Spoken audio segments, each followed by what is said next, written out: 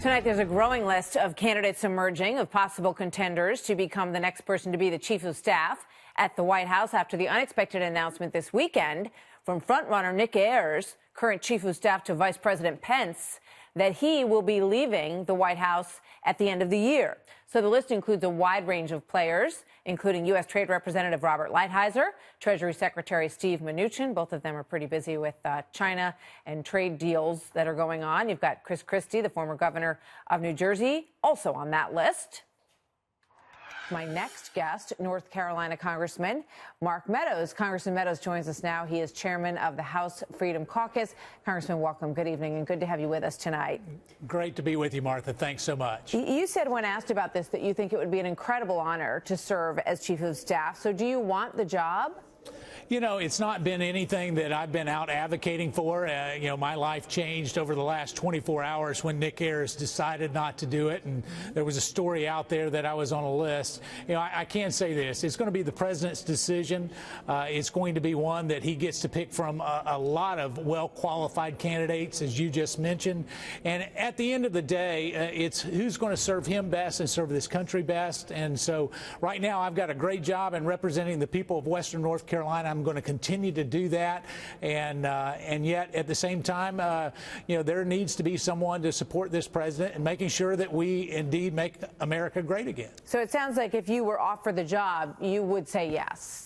Well, listen, there's a whole lot. You don't answer a question before it's asked, but I can say this, that because it's an honor, certainly I'm favorably inclined to at least have a discussion with the president. I generally don't talk about my conversations with the president, but since Nick Ayers has stepped down, I have not had a conversation with the president about this potential. It's been more reporting than anything. But at the same time, we just want to make sure that he has a good partner to make sure that the White House works well and works on behalf of the American people. Do you think John Kelly was not a good partner? And what do you think is missing? What do you think that is needed in that job, regardless of whether or not it's you?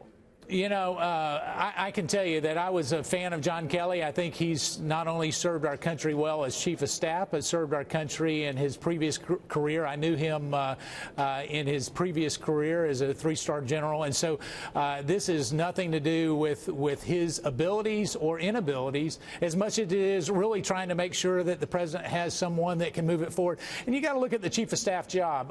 Historically, whether it's this president or any other president, the tenure of chief of staffs has not been a long 4-year, 5-year process, and so it's a demanding job. It's a job that keeps you on call 24/7, and so as the president looks to make a change, I think what you'll see is that he'll be thoughtful about it and ultimately make the right decision, whether it's me or anybody else. All right, I want to move on, but just one last question on that. What would be the number one thing you think that the person in that job needs to do on day one?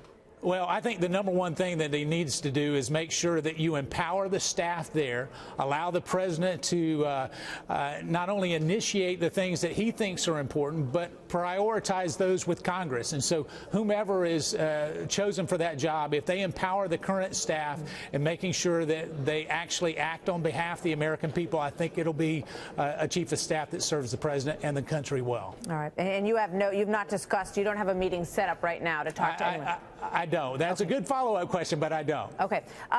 With regard to the investigation, which doesn't get a lot of attention, into the Clinton Foundation, the DOJ designated John Huber to look into this. They have 6,000 pages of evidence that they've gone through. The foundation raised $2.5 billion, and they're looking into potential improprieties. What's next on this investigation? Well, I think for the American people, they want to bring some closure, not just a few sound bites here or there. So we're going to be having a hearing this week, not only covering over some of those 6,000 pages that you're talking about, but hearing directly from 3 whistleblowers that have actually spent the majority of the last 2 years investigating this. Some of the allegations they make are quite explosive, Martha. And as we just look at the contributions, now everybody's focused on the contributions for the Clinton Foundation and and what has happened just in the last year. But if you look at it, it had a very strong rise the minute she was selected as Secretary of State. It dipped down when she was no longer then rose again when she decided to run for president. So there's all kinds of allegations of pay to play and that kind of thing. Yeah. We just want the truth to be revealed. Do these whistleblowers have evidence that there was ever a quid pro quo of a donation in return for some activity as Secretary of State? Well, they do. They've made some allegations there, and again, I want to stress their allegations, and so we're hoping to get to the bottom of that. They've turned over their documents not only to the FBI, but they've turned them over to the IRS. And I've been led to believe that there is actually an ongoing investigation with the FBI, even though DOJ is not independently confirming that. But based on conversations that they have had and others, it sounds like there's a real investigation going on that hopefully will provide some real fruit. All right, we'll watch for that hearing because it's been going on a while, and I think a lot of people wonder if there's actually an investigation there. So we'll see what you guys find out next week. All of you find out. Thank you very much, Congressman Mark Meadows. Pleasure to talk to you tonight, sir.